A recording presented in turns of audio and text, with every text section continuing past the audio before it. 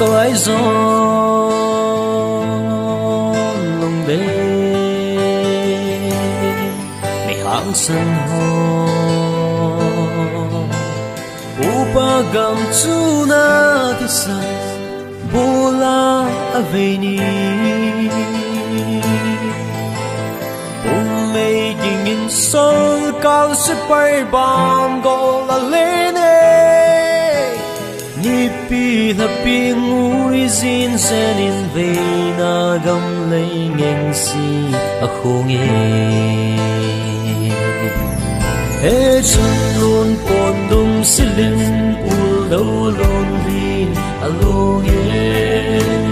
ao hoa sen lo ze hun nam luôn lại trên cái khô mun đã lung đâm sao ra na ban zit salam ka pe ve Khaiye Kuki chate nung chon lovin malam no hite lim sa lai zon chengi upa gama di e song zingui sim lam mau sa le na kanam mi hung ki khomu ne gal ma sanga nung chon lo te Pankhom tha hat na Pankhom galjo na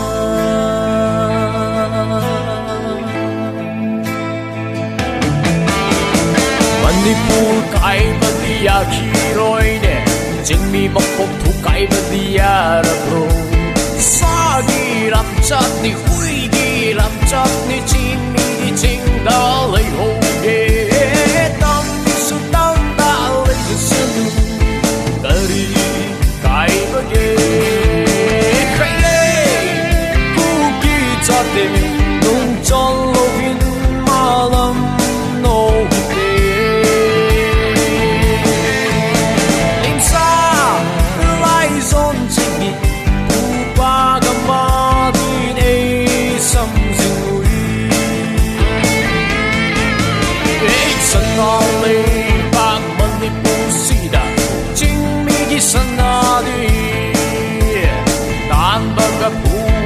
Hot baga nantana ate kari leibage we want freedom freedom we want freedom kachime Manipur in pi kachim dai chumang ban khoyang nei tu lang San lên in pin zin vai hùng ta hey tu chân na nang lệ cây ti a đi bằng y khen điên hằng ham lệ bao xí mây a buồn dân trộm xí mây a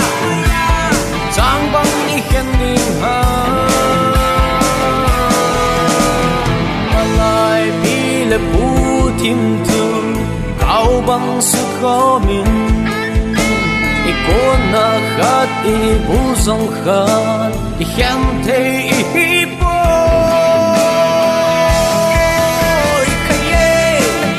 Kuki chate nung chon